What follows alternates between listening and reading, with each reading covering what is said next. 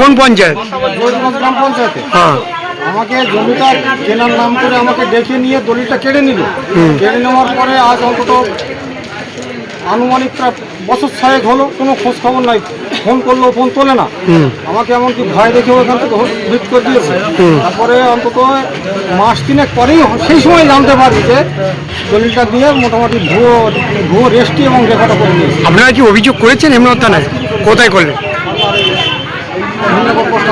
কি চাইছেন আপনারা? মোটামুটি আমার মতো কোনো কাউকে এমন ক্ষতি না করতে পারে অপরের জমি, আর ওর চাই এবং আমার সুষ্ঠু বিচার চাই। আমার জমি আমি ফেরত চাই।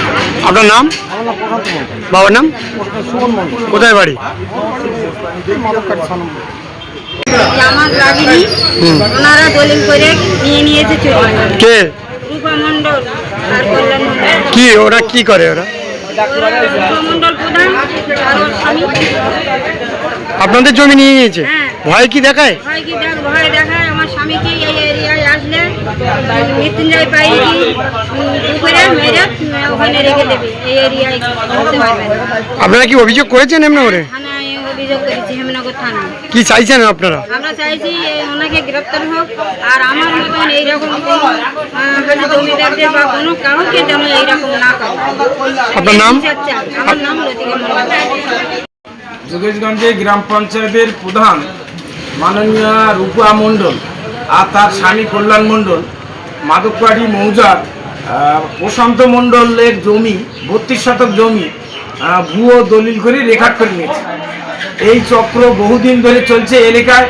এর সঙ্গে বিএলআর যুক্ত, এই এলাকায় কিছু যারা দলিল জমির দালালি করে তারা যুক্ত, কিছু মৌরি যুক্ত, রেজিস্ট্রি অফিসের সাব রেজিস্ট্রি অফিসের অফিসাররাও যুক্ত।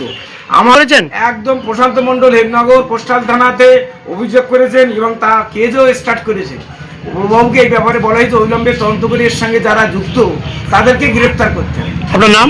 আমার নাম গোবিন্দ অধিকারী, বসিরহাট সাংগঠনিক জেলার ভারতীয় জনতা পার্টির জেলা কমিটির সদস্য। রূপা মণ্ডলকে অবিলম্বে গ্রেপ্তার করতে হবে। প্রধানকে অবিলম্বে গ্রেপ্তার করতে হবে।